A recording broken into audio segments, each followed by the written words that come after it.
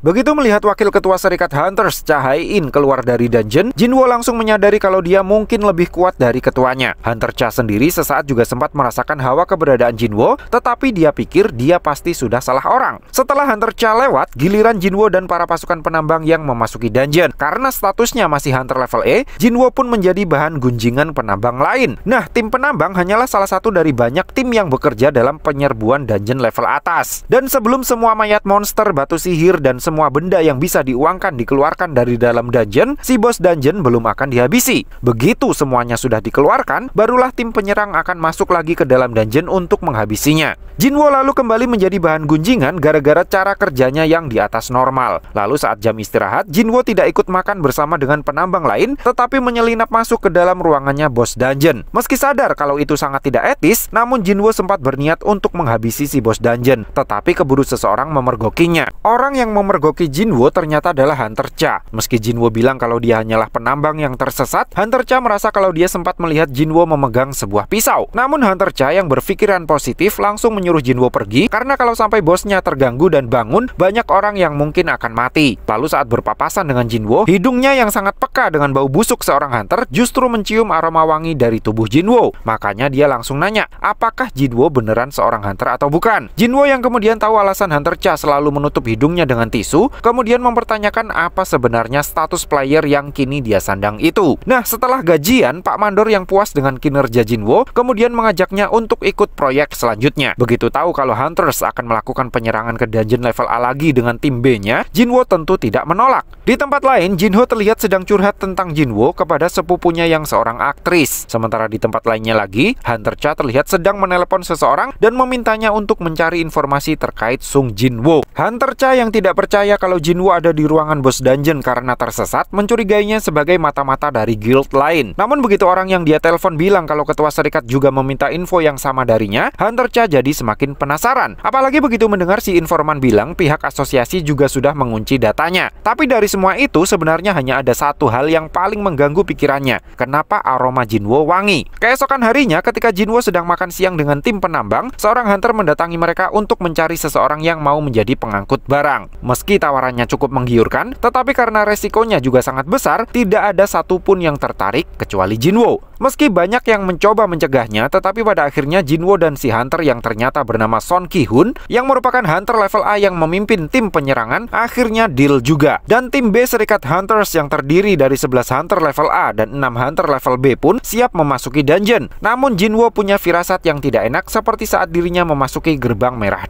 Monster yang menyambut kedatangan tim Hunters di depan gerbang ternyata adalah para serigala dungeon. Ini aneh karena menurut mereka, serigala dungeon hanyalah monster level C, sehingga seharusnya mereka tidak cukup kuat untuk bertahan hidup di dungeon level A. Anehnya lagi, di bagian leher mereka tampak ada bekas ikatan, sehingga mereka curiga serigala-serigala tersebut sengaja dipelihara oleh monster yang memiliki kecerdasan. Dan mimpi buruk mereka pun akhirnya terkonfirmasi begitu sekumpulan High Orc muncul di depan mereka. Konon High Orc adalah yang terkuat dari spesies Orc, di mana satu High Orc kekuatannya setara dengan seorang hunter level A. Karena yang menyerang mereka ada 22 High Orc, artinya tim Ki-hun sudah kalah dari segi jumlah maupun kekuatan. Dalam pertarungan ini akhirnya kita tahu kalau seorang healer level A punya kemampuan menumbuhkan lagi tangan yang sudah putus, dan seorang magi level A hanya mampu memanggil maksimal 2 makhluk summon. Nah, dalam kondisi yang sudah desperate, sesuatu yang ajaib terjadi. Seorang High Orc yang mau mengeksekusi seorang hunter wanita tiba-tiba ambruk dengan luka sayatan di bagian lehernya.